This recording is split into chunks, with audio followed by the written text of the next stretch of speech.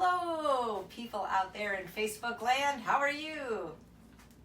Chef AJ here with episode 50 of Weight Loss Wednesday.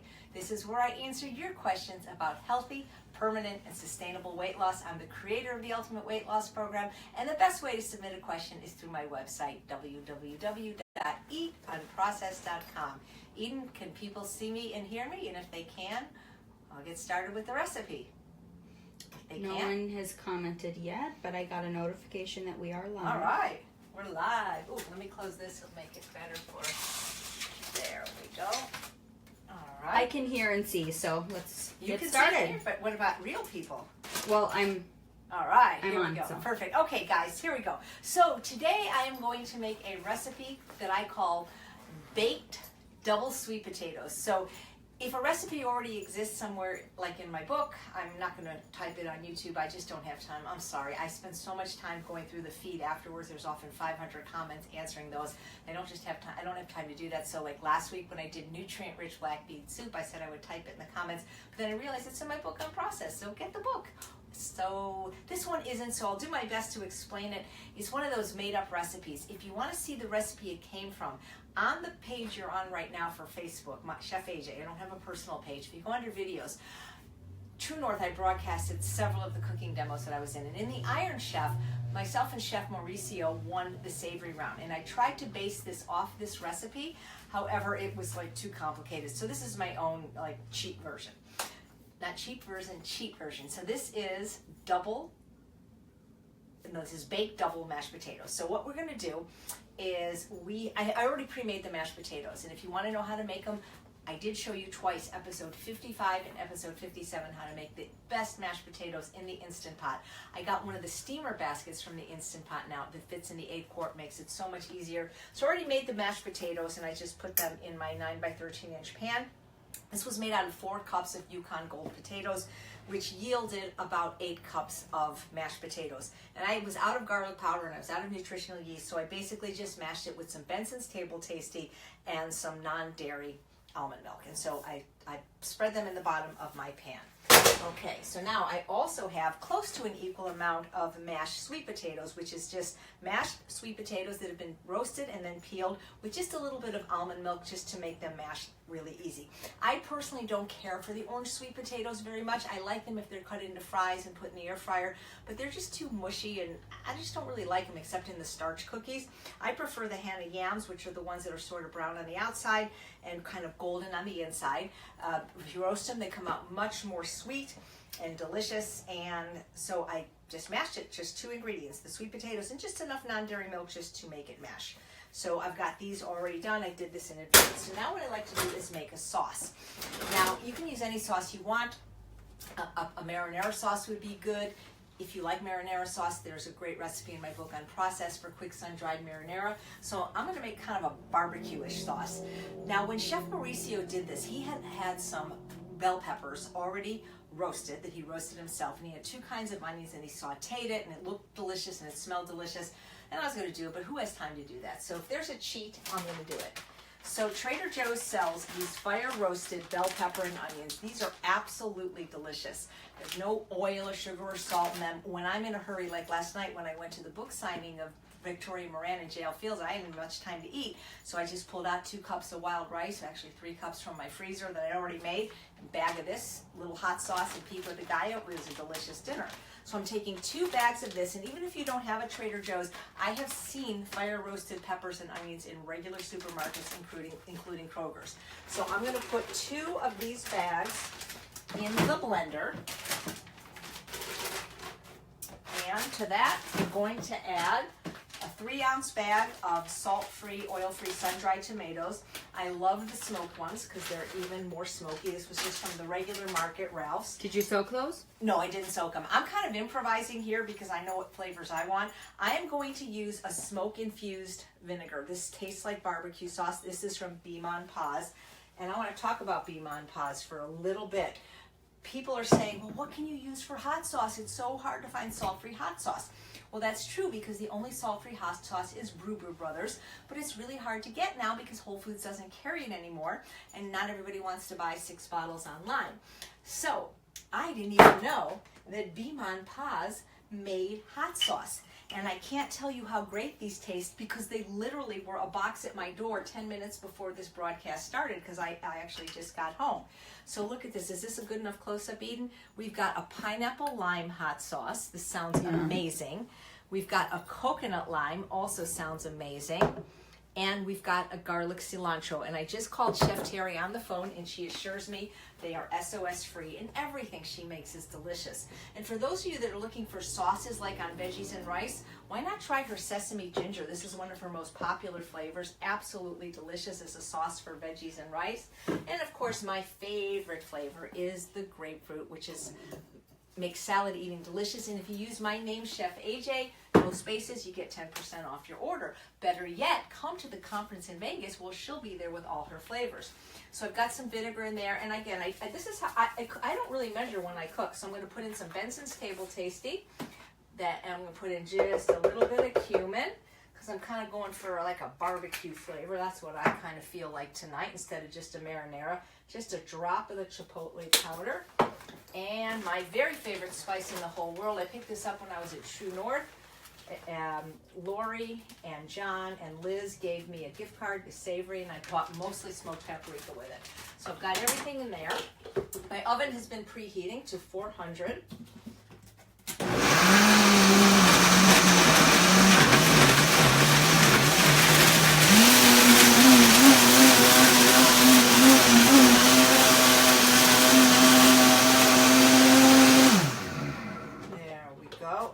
Nice and thick. Oh my God, you can't smell this, but it looks amazing. I'm just going to pour this over the potatoes.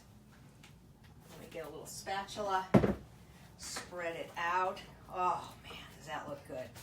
I made this for my friend Tim's birthday party a couple weeks ago in one of those big hotel trays, and everybody went nuts. So I'm going to use half the sauce, and then what I'm going to do is I'm going to take the other potatoes and put these on top. Wow. And spread these out.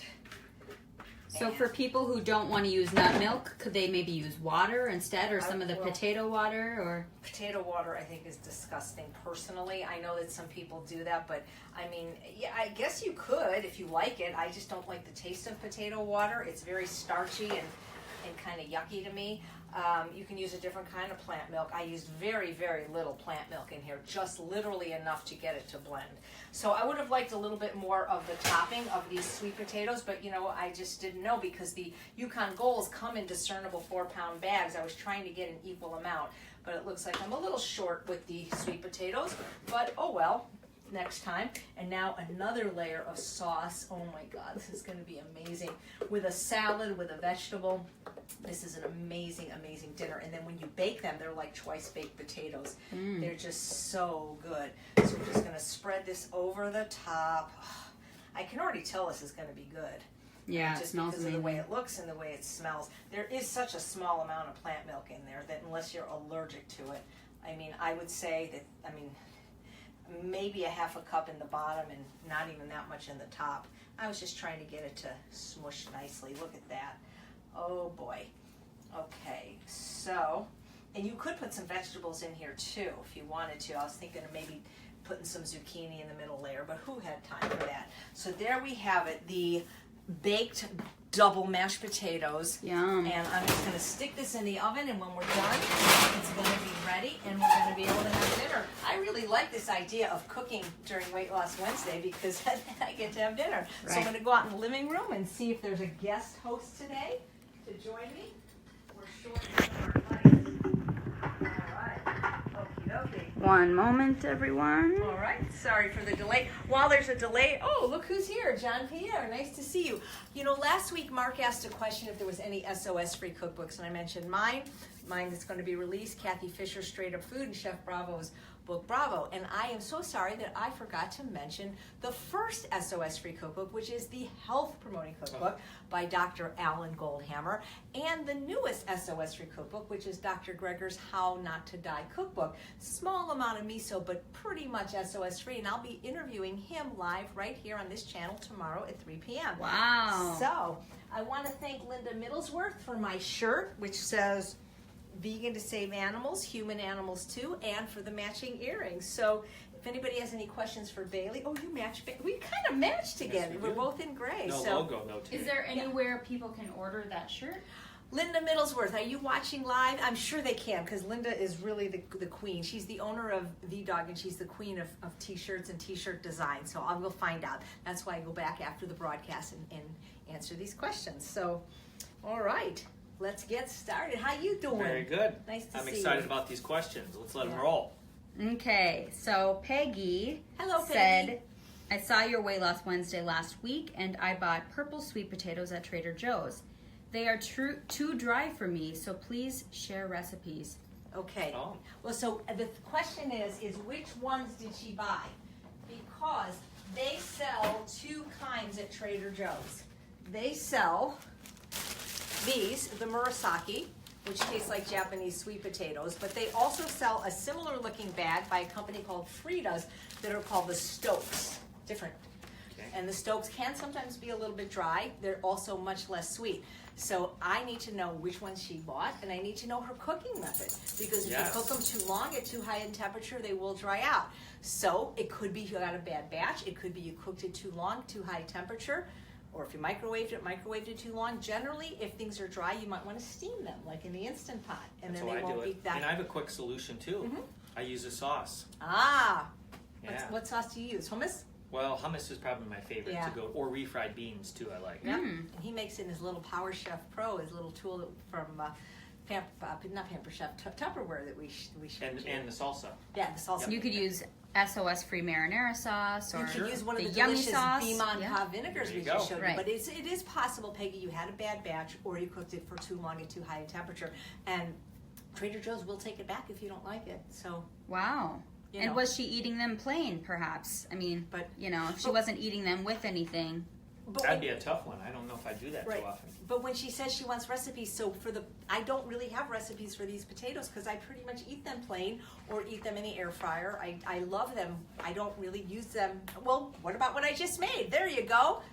That's a non-dry recipe. You could do what I just made And you. how long do you cook yours in the Instant Pot? Well, so actually, I cook these in the air fryer, but they air fryer. have a roasting setting, and I cook them for about an hour at about 425. I cook them for 8 minutes in the Instant Pot. Wow, well, that's why his are moist. Yep. Okay, so Tammy said, I know that Dr. Goldhammer has his clients drink distilled water during fasting at his center. I'm just curious if it is recommended to drink distilled water all of the time. I know you prefer warm weather, but if you are ever inclined to come to Alaska, I would be happy to host you. Well, why don't you ask the conference organizer of the Alaska Veg Fest to have both of us at the Veg Fest, and we will stay with you. Yeah. And I'm happy to help you cook, and maybe he can show you a few exercises. So, do you know the answer to that? Well, I mean, the water that I use obviously is the one on my site. Mhm. So livingwithharmony.org, the company is clearly filtered. So their filter is a pitcher and basically takes out do everything. you want me to get it? Sure. It takes out cryptosporidium, giardia, mercury, lead, cadmium, and the new filter that's available now, if you go look, it literally takes out hormones, it takes out psychiatric meds, takes out birth control pills, so pretty much it's as clean as you can get. Distilling is great because it's the absolute cleanest water, but it's not very easy to make distilled water. It takes a long time. So if you have the time, it's fine. But yeah, distilled water is fine to drink. I don't know where it is. Oh, that's okay. Yep. But don't buy distilled water in plastic, Plastic, containers. Yeah, that just kind of defeats part of the purpose. Why? Pardon me? Why is that? Oh, because the chemicals can leach back Right. into it. Right. Plus, it's just more plastic in the environment. Yep. So either get the clearly filtered or get a distiller. I believe that Dr. Goldhammer recommends like a reverse osmosis system. Those are nice too. That Mhm. just that they take a lot of water to make 1 gallon. So Okay. and so it's everything's got pluses or minuses. Distillers are great, but they take a lot of time. But with the pot, you just put it under the faucet and it comes dripping out. Mm-hmm. So that's what I use. Right. Okay. Bev says that it looks as if I have an enlarged thyroid. So my question is, has anyone had luck with this way of eating curing their thyroid problems, or does one usually have to take thyroid meds as well as eat this way? Or maybe eating this way even helps with the symptoms? Thanks so much. Love your program. Well, we're not doctors, but it depends why you develop thyroid disease. And since we don't know, we can't answer that, but Dr. Goldhammer can, and he is happy to do a free consult. If you go to his website, healthpromoting.com, fill out the intake questionnaire, and he'll call you with a free 20-minute consult. Because some people get hypothyroidism from Hashimoto's, which often is called by gluten, and there's other reasons people become hypothyroid. And so have people been able to help themselves with this way of eating? Absolutely, but not everybody can. It didn't help me. I mean, I didn't go on medication when I was told I had it. I waited like 4 years and I got very serious symptoms, but I've heard of people that have had recovery from it. So there's no one answer, and again, we're not doctors, so we can't advise you, but we're going to advise you to eat this way, whether you have to take medicine for your thyroid or whether you're able to overcome it. But I think you should talk to one of the doctors at True North. You can get your free consult with Dr. Goldhammer, and sometimes he refers you to one of the medical doctors there for follow-up. And we've been talking a lot on the Ultimate Weight Loss Boards about supplementing with some sort of sea vegetable as a source of iodine. Right. It's very easy to get iodine deficient on a plant-based diet if you're not using iodized salt. So that's important for thyroid health. And my favorite is the smoked dulse from cveg.com. You only need a few pieces a week. You don't have to be eating it a lot. Okay, so Cheryl said that she was diagnosed with a health condition at 16 years old, and she's had it her entire life since then. She says, in UWL, you have taught us that it is important to wait until I'm hungry to eat my meal and to stop when I'm full. This is sage advice, but this advice goes against what I have been taught by my doctor at the time, who said that for folks with the spastic colon, colitis, and or IBS, it is key to eat breakfast and dinner at the exact same time every single day. How do I reconcile the advice to eat when hungry, such as waiting till lunchtime to eat that first meal, for example, with my doctor's advice to eat breakfast and dinner meals at the same time each day? Again, we're not doctors. We're not doctors. So we recommend you talking to one of the plant-based doctors. Right, absolutely. So either, obviously, Dr. Goldhammer or Dr. Clapper. Dr. Clapper or does also, consults, so does Dr. Carrie Saunders. So Dr. Food, drfood.org. Set up a session with her. Never go against your doctor, but I will tell you that I've had IBS since I'm 20 and I'm almost 60. And I go to really like the top GI doctors in the world, and I go to all of them because the reason is because I always want to make sure one's available if I ever have another relapse. I go to one at UCLA and one at Cedars, and that's never been told to me. I mean, what has been told to me is to not eat late, to have at least 5 hours between my last swallow of food and laying down. That's one of the things they told to me. They told me not to eat and drink at the same time, which I just never enjoyed anyway because it seems to it doesn't feel right. I always drink at least 20 minutes or more before. And they told me not to overeat. That's very important. But they've never told me that I had to eat at regular meal times for IBS. But if it works for you, keep doing it, regardless of what we say. And why can't she eat until later on in the day, but then eat around the same time every day? I mean, I don't know. It seems like she thinks she has to eat breakfast even if she's not hungry. It depends. And also, I don't know if you're overweight, if you're trying to lose weight, if you're suffering from food addiction. I mean, there are people that eat scheduled meals. I mean, for example, people in prison, they don't have much of a choice. Like you eat, or in the Army, there's time, and that's fine if it works for you. I personally get nauseous if I eat when I'm not hungry. Like if somebody says, you gotta eat, I just I mean, for me and for my IBS, that works terribly. So I have to, and also my enjoyment of food is vastly increased if I wait until I'm hungry. So it doesn't work for me, but if it works for you, we want you to keep doing it, and whatever makes you feel your best. Okay, so Lydia commented and said, have you used your Breville oven to dehydrate, and do you feel that the air fryer function is as good as your standalone air fryer? I don't have a dehydrator or air fryer and wouldn't mind investing in this Breville oven since it can do so many things. Thank you for your time. Well, I don't have one. You don't have an air fryer? I do have a dehydrator. You do? Which dehydrator do you have? I have both. I have the Excalibur and the Sedona. Cool. What do you use them for? I've never heard of the Sedona. What do you use yours for? Like I mentioned before, when you travel, it's easy to make hummus. Right. Tell them about that. That's a great tip. Basically, you just make your hummus like you normally would in the blender. 2 cans of chickpeas, rinse them, of course. Lemon, and garlic, right? And then I also like to add in usually a carrot or a beet. Cool. Why? And then, what's that? Why? Just for flavor, since they're sweet. since Right. we've taken out the normal fat that most people would have, be the tahini, overcompensate with a little bit of sweetness. Very good idea. And then what a basically chef just we have here. just put it in my You could make a recipe one week on maybe Weight I Loss could use my Wednesday. salsa maker. Okay, next. Let's So do then that. I just put it on my dehydrator trays and just dehydrate it, and then basically it's crumbly. So you just put it in a container, and then when you travel, all you do is hot water or Yep. cold water, and you have hummus. And that's a brilliant idea because TSA will often let hummus go through if it's like on a wrap. All the time, or But if salad. but if it's like in a container, Yep. they'll say it's liquid. Yep. What? You're a genius. Did you figure that out yourself? I did. Wow, he's smart. Do they allow spices? TSA? Yes, Yeah. absolutely. Oh. Just things that aren't As liquids long or as- gels. Yeah. Yep. So like, not that you guys would have, but nut butters. True, They nut don't butters. let nut butters go. They don't Oh. let nut butters No. go. No. Wow. Wow. Interesting. Even though they're solid.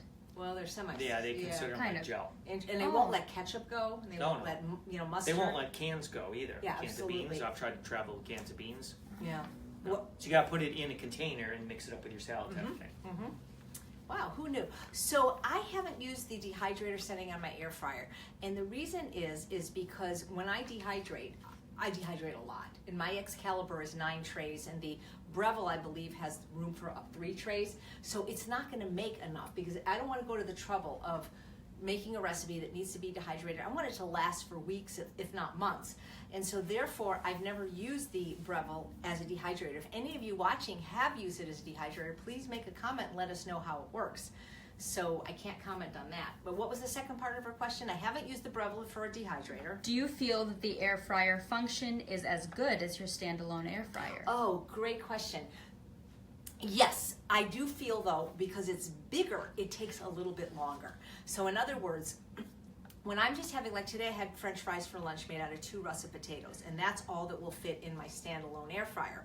When I do that with a cooked potato, and I always cook my potato first and refrigerate it, they say it changes the resistant starch or something, but I do it more from a culinary standpoint. It takes, for the crispiness I like, about 25 minutes, because I like them really, really, I want extra acrylamide if possible. Do they get dark? They don't get, well, they get browned, Oh. but it's a crispy, it's like a golden brown. It's not a blackened brown. In the Breville, because it's so much bigger, it takes probably 15, 20 minutes longer, but it can make so much more. So whereas in my little standalone air fryer, I can do maybe 2 ears of corn cut in half, like 4 half ears of corn. I can do about 16 or 20 in my Breville, meaning Wow. if I have company. So I will say it air fries just as good, but it has so much more room. It takes a little bit longer. But also, what it does is it's a toaster. Even though I don't eat bread, it's got Wow. toasting functions. It's got baking. It's got roasting. It's got like proofing, I think, if you're gonna make pizza. But it roasts Wow. my potatoes without having to turn on my oven, which takes longer to preheat and heats up the whole apartment. So I've got nothing but good things to say about How much the are Breville. they? Well, they're $399, but if you use the Bed Bath & Beyond coupon, and even though it says you can't use the coupon, I've talked to the manager, I've called the toll-free number, they will take the coupon, both in the store and online, which takes it down to $320. Or if you go to Williams-Sonoma and open up a credit card, which you only have to use once, it takes it down to $320. But they have a special right now at Bed Bath & Beyond. If you spend $75, you get $20 off. So right now, it's taking it down Wow. to $300. I had a couple of gift cards, so mine ended up costing just a little shade over $200, which a standalone could be as much as $150 anyway from Phillips or Go Wise. So if you get the best one you can afford. But if you have a family, if you're more than one person, the standalone is not even enough to make food for 2 people. So you may save money, but you're not going to save time because you're going to be just keep putting stuff in it. You're a good shopper. Yeah, I'm very frugal. Okay, somebody asked, where do you stand on nutritional yeast? I'm going to answer that, but first let's talk about the air fryer a minute. I don't know if we Okay. talked about that, about how in some people it encourages overeating of Right. the wrong food, but For in sure. some people it encourages eating the right food. So the air fryer, it depends what you put in it, right? Well, it does. I don't have much experience since I don't have one. Right. But I do think the more that you start creating these little delectable treats, Yeah. the more you're getting away from main Yes. salads and vegetables. Right, it makes it harder But, sometimes yeah, to enjoy I- the simple foods. I could imagine for kids or somebody who's resistant to vegetables, it is a way to entice them. Right, because things like cauliflower, which maybe a kid would not normally Right. like, a little bit of buffalo seasoning, you put it on and Oh. you caught wings. But I don't think that's our group. Well, no, but what I'm saying is, if we have somebody that's just joining that is absolutely resistant to eating Oh, sure. vegetables, cutting Brussels sprouts in half, even without any sauce, it might Well, that's get fine. there. But what happens is I mean, I do this too. I love the fries, but we're using it a lot for the more starchy foods. You know, people are now air frying fruit. Oh, really? Which is removing, Wow. the water and Yeah. concentrating the sugars, things like No, I plantain. don't think that's a good idea. For our group, probably not the best No. idea, but things that you would normally maybe not eat, like for me, mushrooms. I don't really like mushrooms, but in the air fryer, I love mushrooms. So Okay. just air fry responsibly, right? Oh, so where do I stand on nutritional yeast? I see both sides of the nutritional yeast question. Yep. Because, like you said, like with the air fryer, for some people, that might get them to eat more vegetables. Yeah. Same thing with nutritional yeast, right? That's what I said, nutritional yeast. But I know that Dr. Goldhammer has never liked it, does not approve of it, because he says it's a highly processed food, not found in nature. It's a concentrated source of protein, and it's pretty high in calories when you compare it to other things. Now I know Dr. Greger says even in his new cookbook, How Not to Die, cookbook is that if you have Crohn's disease, and I think pretty much any GI kind of thing, don't eat it. I know Dr. Furman says don't eat it unless it's unfortified, because you don't want that fortification with the B vitamins and folic acid especially. And I know Dr. Greger just recently came out with something that I guess it's good for certain people with certain kinds of cancers. The thing is it's like we talked about last week when somebody said, how do we feel about an all potato diet? Well, if people were really eating all potatoes, that would be one thing. But they're eating the potatoes with barbecue sauce with sugar and salt, and ketchup with sugar and salt, and these cheese sauces that were made with like a cup of nutritional yeast, and that's not a potato diet anymore. If you have to use the condiments, it's not a mono diet. I don't anymore. think the potato diet is healthy anyhow. Well, no, I think people say it helps them reset, but so does UWL if you follow it the way it's designed and not do your own interpretation. So the thing with nutritional yeast is I think what happens is it makes it so that people can never enjoy food plain anymore. And I'm not saying you have to be austere and eat just steamed zucchini and a plain baked potato with no toppings, but there are times, and all of us have faced these times when we travel, where that's about all you get. Like when I went to Palm Desert and there was traffic and it was like 3 hours, all I really could get, and of course I could have not eaten, but what I could get was a plain baked potato at Wendy's. Well, I enjoyed it because number one, I was hungry and my palate is such that I can enjoy it. But if you're putting those cheese sauces on every single thing you eat, you're never going to enjoy food any other way. So again, like Chef Terry says, condiment responsibly, so that's how I feel about nutritional yeast. I don't know. I know that I've heard something with people with that genetic mutation, the MTHFR, should not have any kind of Plus, it has folic acid in it. Right. So I don't know. I think that if somebody is coming from a standard American diet or a parent with children, that if they could give them a cheese sauce with nutritional yeast, it's going to be so much better than giving them real cheese, Oh, of course. But again, it depends where you are in your ultimate weight loss and health journey and what your goals are. My problem is that people have the reliance upon them. I don't mind if people enjoy a cheese sauce. I don't know how many times did I maybe I made it like 2 or 3 times last year, but I could see that when I was eating it and putting it on my potato, when I'm hungry, I eat food and I'm like, this is good. But when I put nutritional yeast in food, it's like, this is good. And when Dr. Goldhammer says you have that response, you probably shouldn't be eating it. Is this somebody from UWL asking? What was the name of the person asking? They didn't say. Okay. Well, Because I think if you're in UWL and you have food addictions, No. If it's to help your kids or a senior citizen eat, anything's good. What if they will not eat vegetables unless they sprinkle a little bit on top? You mean, and they have, food addictions in Yeah. UWL? Yeah. Well, Yeah.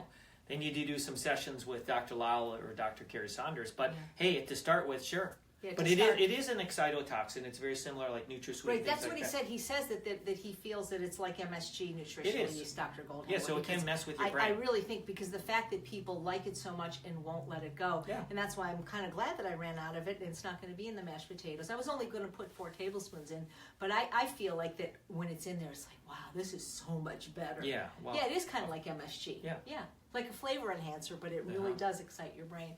So where do we stand on it? It depends where your goals it's a tool. Yeah. Basically, you can use it for good or you could use it for not so Right, good. exactly. Sort of like a knife. You could use it to cut your kale, or you could stab Yeah. somebody. I think you're right, though. We use it responsibly, Yeah. and you need to know, what your issue is. Yeah. If you have, you're a food addict, then I think you definitely shouldn't use it. But like Eden says, if that's the only way you'll eat vegetables, well, less is best. Right. And we'd rather have you put a cheese sauce with nutritional yeast on them than butter or bacon or Yes, of oil. course, So- anything but that. Right. So again, condiment responsibly, air fry responsibly. Okay, Claudia said, Dr. McDougall says that eliminating salt completely is not necessary for blood pressure control. So why do you insist on no salt? Well, first of all, I don't insist. I recommend. Mm-hmm. And in UWL, while we may have people with high blood pressure, we're not doctors and we're not recommending the dietary style we recommend specifically to treat high blood pressure. What we're doing is helping people overcome and manage their food addiction and hence also their weight. Mm-hmm. You know, it's funny because somebody sent me some email. I'm not on Facebook except as myself. I'm not in any of the groups.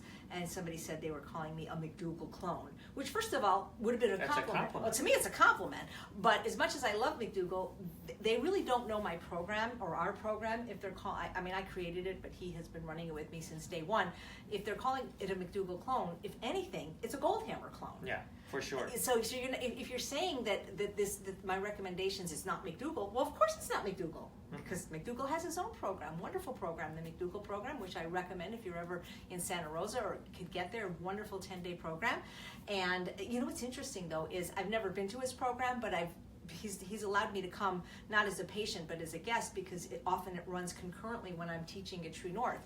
And what's interesting is he has 4 people there doing culinary demos during the 10 days. He has Chef Ramses Bravo, the executive chef of True North Health, Jeff Novick, Katie May, and Kathy Fisher, author of Straight Up Food. And all 4 of them work at True North as well. And what's interesting is because they give you a book, all 4 of these people that are doing the culinary demos at the McDougall program do not eat salt. And in their demos at the McDougall program, do not use salt. So that's kind of interesting. But if anything, if I'm a clone of anybody, what people like to call me is Goldhammer Light, because the dietary style of the UWL program is the exact same diet that has been served and taught at True North Health for over 32 years. It is very, very similar to the McDougall program for maximum weight loss, and it is very similar to Dr. McDougall's recommendation because it is not a vegetable-based program, which some people think it is. It is a starch-based program. I recommend at least 3/4 of your calories for starch. And people say, oh, well, eating a pound of kale for breakfast isn't McDougall. Well, of course it's not, because this isn't the McDougall program. He has a wonderful program, and if you can do it and thrive, do the least restrictive program you can do and get the results. There's nothing wrong with the McDougall program. It's a great program. If the whole world would follow it, we'd have just wonderful health outcomes.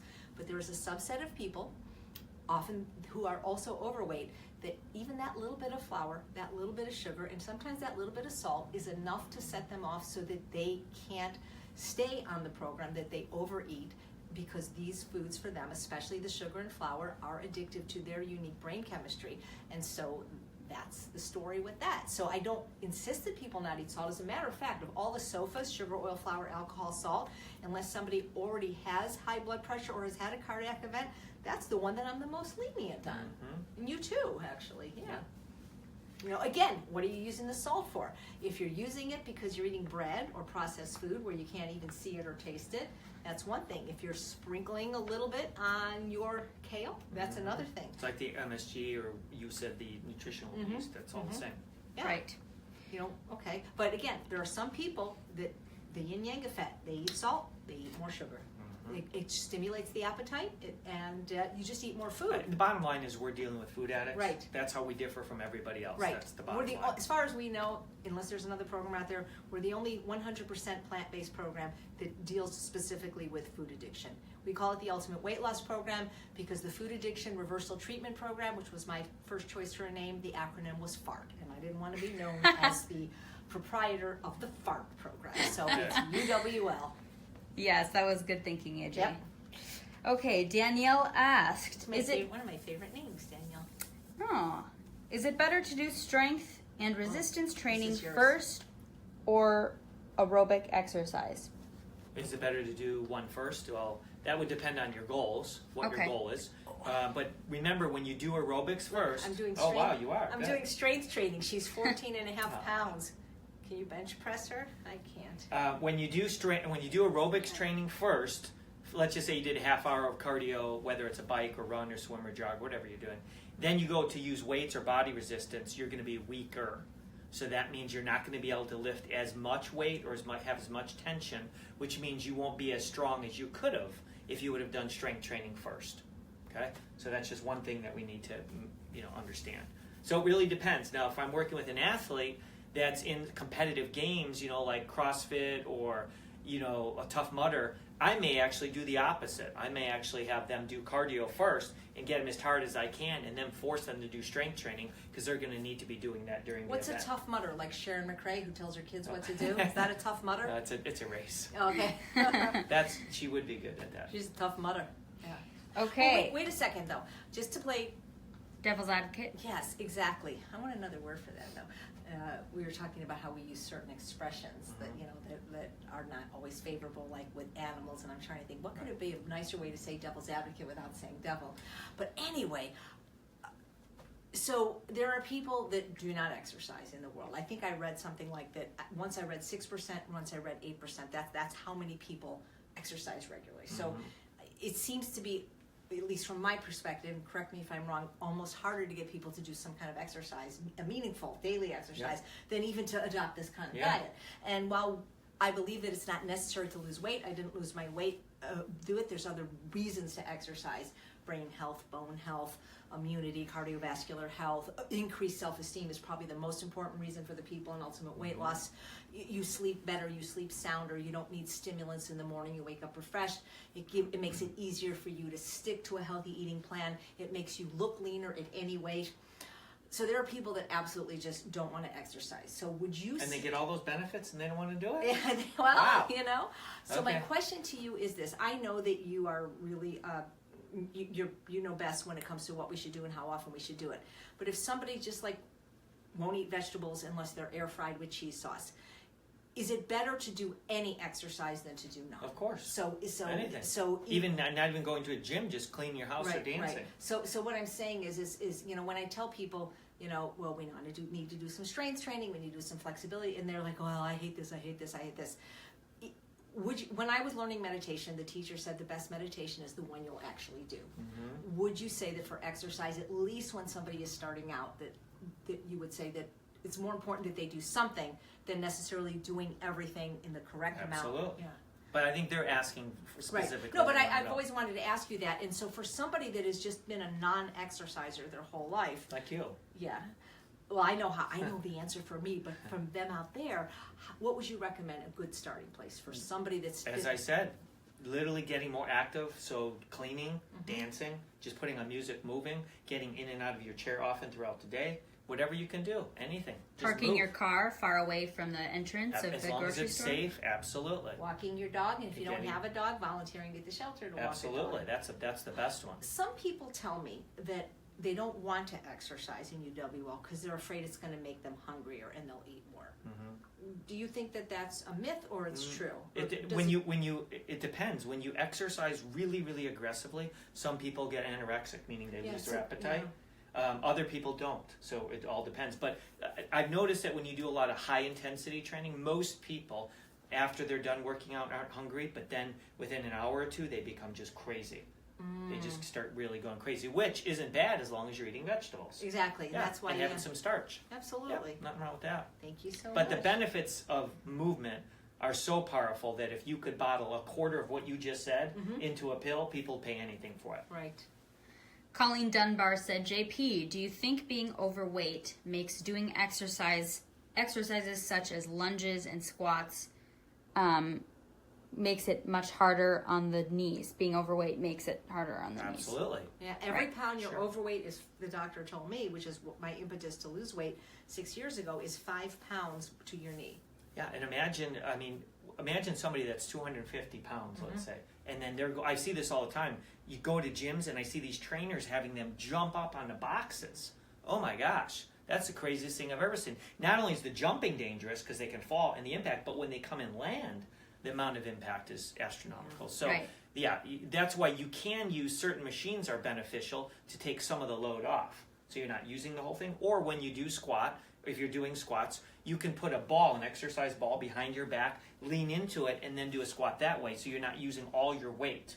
You're actually pushing some of the weight into the wall. So it's reducing some of the weight. For somebody that is significantly overweight, is there a best exercise to start out with, like maybe a water exercise? Water exercise is always the best for people who are having problems with mobility and they don't want to stress their joints just because you get moving. You can just walk in a shallow end of Absolutely, the pool yeah. at the YMCA. You can also get an aqua jogger, which you just Oh put yeah, on, that's fun. and then you can run in the water. That's really or fun. walk. And there's no impact whatsoever. Zero. Doesn't No. matter what you weigh. No. Yeah, it's a great idea. Okay. Lori said, when I restrict sugar and flour, I binge on them. If I think about never having them again, then I want them even more. Okay, well, AJ, you go for that one All right. first. Okay. Well, so, I get questions like this all the time, and I've asked Dr. Goldhammer and Dr. Lyle, is that really a thing? And Dr. Goldhammer said that there's absolutely no evidence that restriction leads to participation. So what I'd have to ask you, Lori, is that when you don't restrict them, then you don't want them. Is that right? Because if something's true, the opposite's true. If Bailey's a dog, then Bailey's not a cat. So when you restrict sugar and flour, you want them more. So you're telling me if you eat them ad libitum, you don't want them? Then why are you eating them? You see,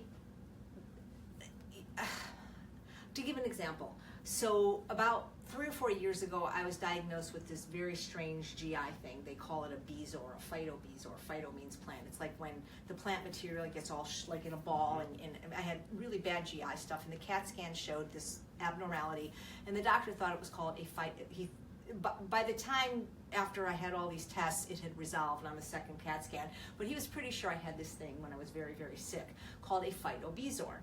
And so his recommendation to me was not to eat celery or persimmons ever again, because these were the two most these were the two plant materials that would be most commonly linked to this reoccurrence of this condition called a bezoar. You don't like celery. Well, this is the point I'm getting at, but I do like persimmons. But the point I'm trying to make is I really don't like celery that much. So when he said that I shouldn't eat celery, I was like, okay, that's going to be really easy. I don't really like it. I mean, I'll eat it if it's cut up really small, or I don't seek it, and but I especially avoid it now. But when he said I couldn't have it, it was like, okay, whatever. But when he said I couldn't have persimmons, now I like persimmons, and when they're in season, we have them at True North. Dr. Goldhammer has a tree, and we dehydrate them. We use them in puddings. They were one of my favorite fruits. And when he said that, it was like,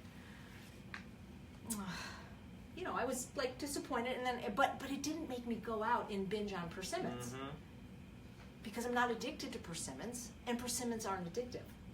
You see what I'm saying? The same thing happened to Charles when his cardiologist told him he couldn't have chocolate anymore because of his atrial fibrillation. He was like, oh, but it didn't make him go out and do it. And so, and by the way, the recommendations Charles and I got from our doctors for persimmons and chocolate are for the rest of our life. And I am a food addict, Charles isn't, but because persimmons are not addictive, it didn't make me go out and want to do it. And so I think that, addicts look for excuses for their behavior, because then it's more, so this idea, if I were to say to you, Lori, that I would give you $10 million or even $1 million if you never had sugar and flour again, do you think then you would still go out and binge on it? Or do you think you might be able to not? So, I've heard this from people. I'm not saying I don't believe you, because you're telling me this, I don't believe you, but from what I understand about binging in general, and if you do have binge eating disorder and are currently active with bulimia, I recommend a session right away with Dr. Lyle or Dr. Saunders. The binging often can come from restriction in terms of restricting calories and especially restricting starch, but not because you restricted addictive foods. That's sort of like an alcoholic going to AA and saying, to his sponsor, every time I cut back on, vodka, I binge on it. That's because you're an alcoholic. But that's the only way to overcome an addiction. And I hear this a lot, and I'm not buying it. I'll let you go. Yeah, and the other thing is I wonder how much green she's actually eating. Yeah. So how alkaline is your palate? And if you don't eat enough greens, then I would use the green powder. Start out with a pinch in your water. As soon as you wake up, alkalize your palate, and then keep sipping it throughout the day. And do your very best to get greens for breakfast, because that really helps with sugar cravings. Yeah.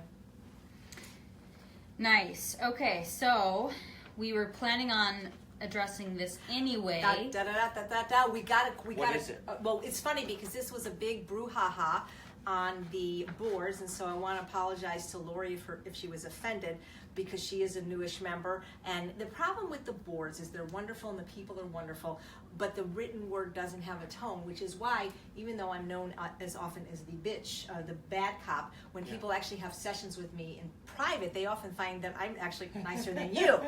So the thing is but in yeah, well, that's what I've heard. And by the way, if you want to see us in person, along with the wonderful Dr. Neil Barnard, who has confirmed his attendance at the meet and greet with Dr. Lyle and Dr. Goldhammer, August 31st, September 1st, and 2nd, please come to the Live Ultimate Weight Loss Conference in Las Vegas. If you buy your tickets before January 31st, on or before, you will not only save $250 and get that meet and greet for free. It's at the Tuscany, and it's amazing. I've got this wonderful flyer. The meet and greet is awesome. There you go.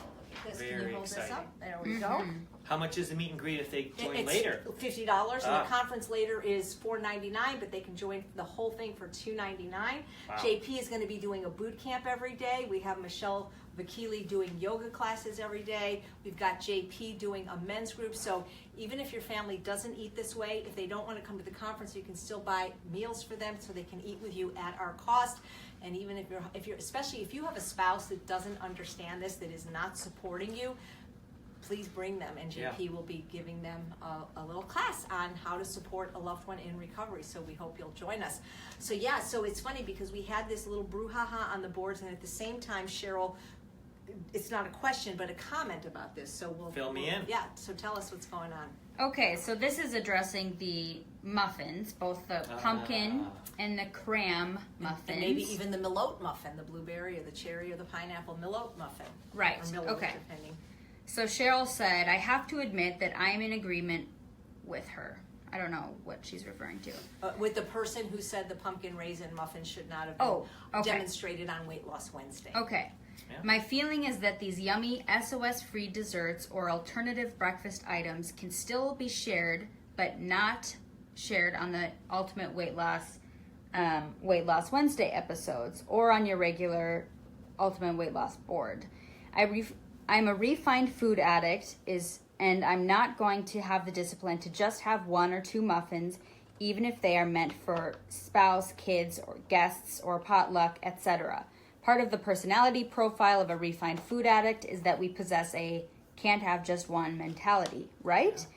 May I suggest offering another forum set up for SOS or SOFA's-free sweet recipes and sweet recipe sharing. By including these recipes on UWL or on Weight Loss Wednesday, you are sending mixed messages to members. It doesn't matter that you cover yourself with caveats and disclaimers prior to offering the recipe that is non-UWL compliant. You are tempting your refined food addicts, and these shouldn't be offered in this particular venue format, in my opinion. I get that you have clients that do want these recipes for children, spouses, guests, for parties, etc.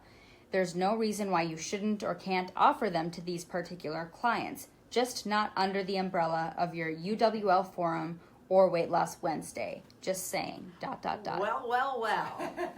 Take a beating and keep on eating. Didn't we address this a little bit last time? Yeah, yep, you did, actually. So, you got to go first. No, well, I agree. I mean, I agree with the whole idea of, I've never been in favor of the muffins, ever, for people who are in our program.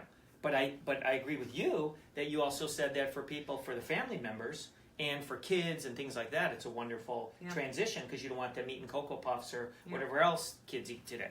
So I agree. So that's why you said, I think last time we were kind of at this. Yeah, well, here's the thing. So I'm in a quandary because I don't have all the time in the world to do separate broadcasts.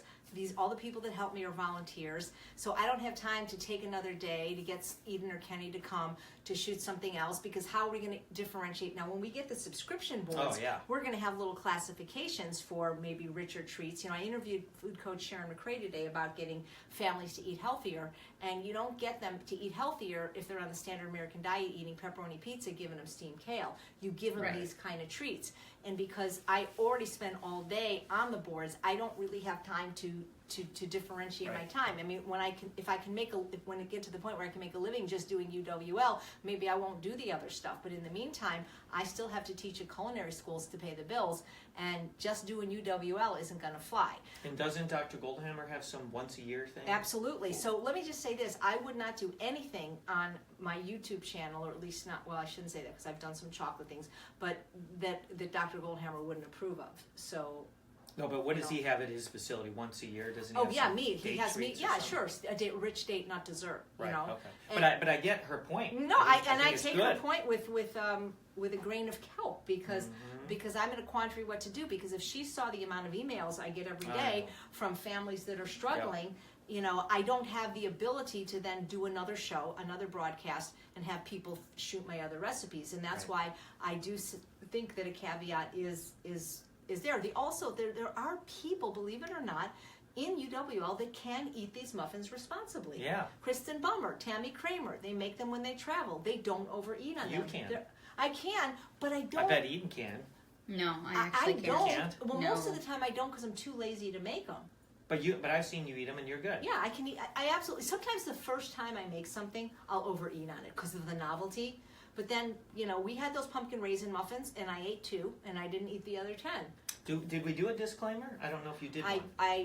JP, you did mention the I did. last time I filmed, that you don't consider them UWL Right. appropriate. But she mentioned even if you do a disclaimer. Did you ever do a disclaimer and say, hey, we're gonna... I'll do a disclaimer now. No, but I think she's made...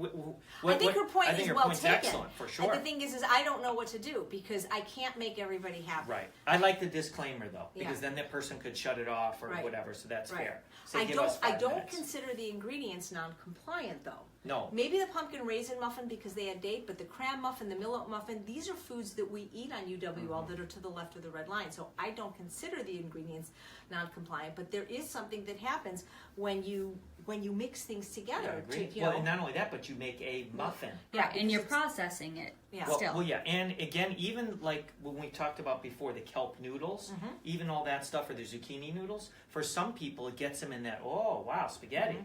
And they start thinking, when I had spaghetti, I wanted cheese. I wanted meatballs, right? So it kind of sets people off. So that's why you have to be careful of the shape of things. And that's why people have to know themselves, you know? Well, right. Because this is the thing. Food addiction is not like, you know, diabetes where you have a certain number in A1C and then either you're diabetic Right. or you're not. It's a continuum. Right. And people vary where they are in this continuum, where they are in their life. If somebody's dog just died, they might be really vulnerable Yeah. to the muffin. If they just That's went to a 10-day meditation retreat, they might just pass it by. And that's why you have to know yourself. Right. And you have to keep being willing to do the tools that we teach. You know, it's interesting because when people relapse on UWL, we always on the boards. We ask them not to go into detail. You know, X, Y, Z, Oh, blankety right. blank. But the first thing I always say is, "Where'd you get it?" And the answer has always been in the house. And then the next thing you always say is, "Did you use your green powders? Did you use your essential oils? Did you use your vision board?" Yep. And it's always no, no, no. But the other thing I've noticed in the informal poll, or when I've talked to these people privately, they're not doing any of the recovery tools or even the relapse prevention tools. These are not people that are exercising on a daily basis. These are people that are not meditating on a daily Right. basis or having crafts. And so that again makes you much more vulnerable to the effects of food addiction than if you're doing this. I can't imagine people going to my 90-minute spin class and then eating all the cram muffins. I mean, maybe you could, but what I'm saying is if you're doing the things we tell you to do on a daily basis, you are much more bulletproof to the effects of these foods should you have to have them in your house, which hopefully they're not. So I'm going to talk to you a little bit because I don't think there's any more questions on the page. So I interviewed Sharon McRae. You haven't seen it probably. She's It was awesome. very good. She And her is. family's amazing. Well, I know. And they actually eat this way. They've been to my house. They've eaten this way since the kids were, I think, 6 and 9, and they're like 16 and 19, something like that now.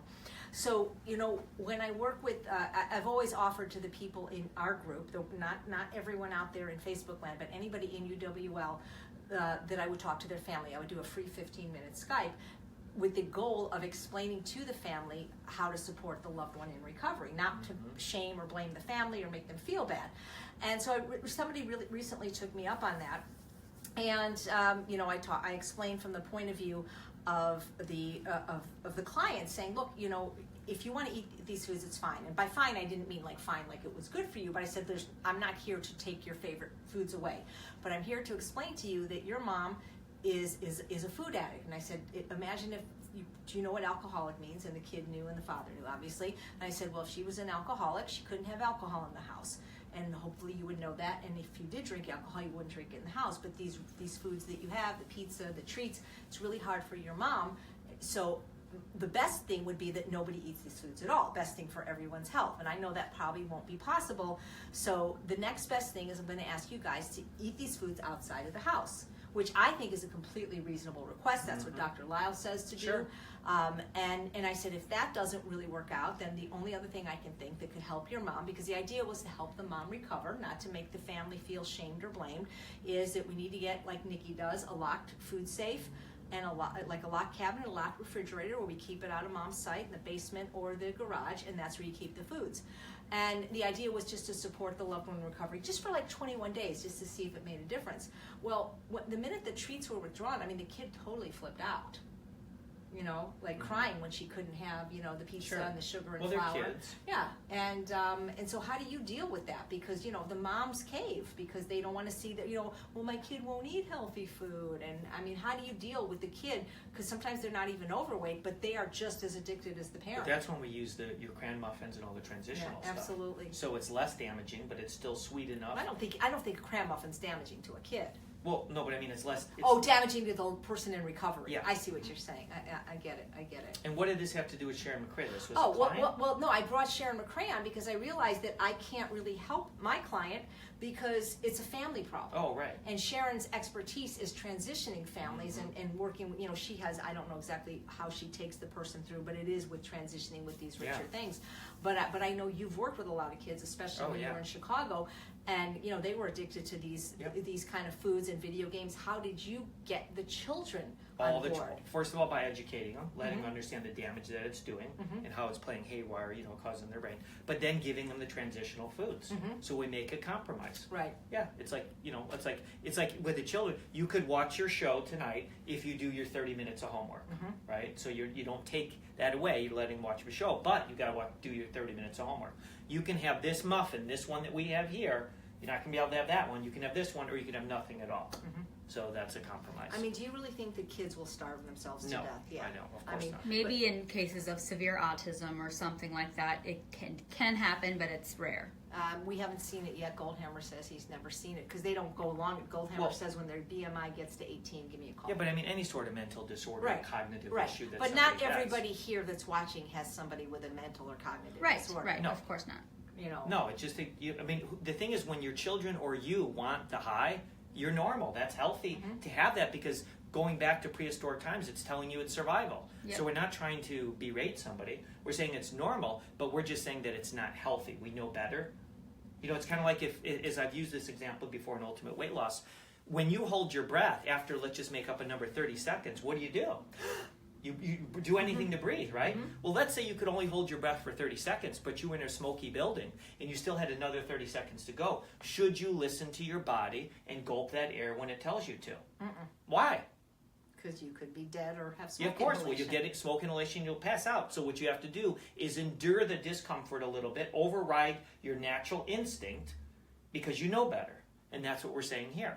We understand that you have cravings. We understand you don't want to exercise. Nobody really does because you're designed to basically hold your calories in. Conserve energy. Conserve energy, yeah. So you have to be smart and say, well, I have enough energy to conserve 40 or 50 pounds. I don't need to conserve anymore. I need to start expending it. Do you think that it's possible when one spouse is not on board to still help these people in recovery when there's just crap all the way around them? Well, I mean, ask yourself the question, if you were an alcoholic and you just got out of rehab for 3 months and Charles came home and opened up a six-pack and wanted to watch football, would it be easy? No, of I course think it would not. be impossible, actually. Exactly. Yeah. That's why most of the time in UWL, when their spouses or family doesn't help out, it's this. Right. It's the battle. That's why we're having this conference in Vegas so that you can absolutely. we can get the. We want you to bring whoever it is. Usually it's the husbands, because I'm going to be leading the whole entire class, and trying to get your husbands on board to understanding what food addiction is and understanding the severity of it. And if they want to have a happy relationship, it's not going to work unless you get on board with this. Absolutely. Yep. You know, it's interesting when you talk to people like Jordan and Tom, that their spouses supporting wives in ultimately less. They said that they didn't understand food addiction either, but why wouldn't they want to? That It made them happy. It made them feel good to be able to help them. You know, sometimes though we have both parents on board, but the kids are really, you know, fighting it. And why is it so hard for these parents, especially the mothers, to just run a tight ship like Sharon? Why do they keep giving in? They're like, well, I want my kid to be happy. I don't think they see the severity in it, giving a little extra candy here and stuff. It's like a lot of parents say, well, I want my kids to play those video games. And when you ask the parents, have you watched the video games? No, I don't even know what it is. Did you know your child shoots a police officer? Oh, what? Did you know your child runs over a dog and a cat in the street and scores points? Oh, do you still want to do that? Well, if you explain that the damage the sugar and saturated fat and cholesterol is doing to your kid, I'm sure an educated parent would say, no, I don't want to do that. I'm taking that away. You know, the trouble is that they're it's like, you know, Shada talks about, you know, are you in or you're out, and you're in both worlds. So they make like I'm not saying the kids have to eat UWL, but you can certainly make one meal for the family and then have some of these richer things like a tahini dressing or a salt shaker and on they the should. table. Those kids should have Absolutely. that. Absolutely. But the point is that it's going to make any healthy eating style is not going to taste good if they continue to eat crap outside the home, when they're at, you know, the other parent's house, when they're at school, and that you know, I don't know how to educate kids to do this. You know. Did you interview Sharon today about that? I did. Probably I should interview her kids. Oh, okay. Too, in another interview. Where's that going to be on? It's already on YouTube, and it's already on my there you Facebook go. page. But I Let's really would I like can't to wait be to able watch to it. help these people. So if there's no more questions.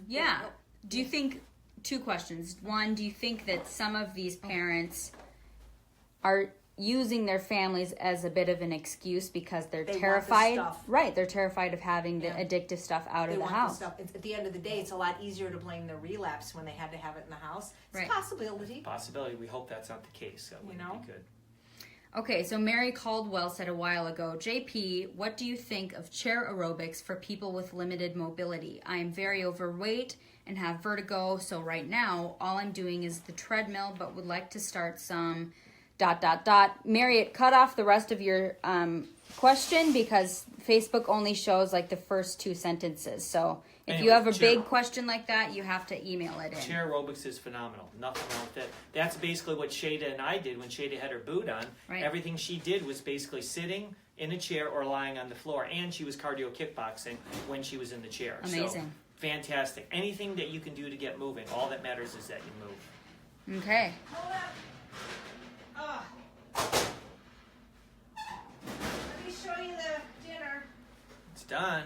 Oh my God. This may not look like anything spectacular, but I wonder if I should take out a piece and show them how delicious. I mean, you know what? I'll go get a piece in a minute, okay, Eden? And show them how. Can you smell this? Doesn't it smell like barbecue sauce? It does. Yum. Oh my God, this is so good. Amazing. Well, I want to take a piece out and actually show it to them. JP, can you just talk about anything for a minute? Sure. But so getting back to that question about the chair aerobics, you know, they've been doing chair aerobics in retirement homes forever. Here's the thing, though. If you don't have to be in a chair, do not be in a chair. If you have to be in a chair for a little bit of time, that's fine, but get out of that chair as much as you can, even if it means just getting out of your chair, holding on the back of the chair for stability, and doing a couple lateral motions here, holding with one arm, using a weight, doing a curl, doing some sort of movement. But you want to stand up as often as you can. You don't want to be in that compromised position, because that's the problem with society today, is that we're always sitting, and sitting is the new smoking. I mean, it's downright deadly. So. Oh, let me show you this.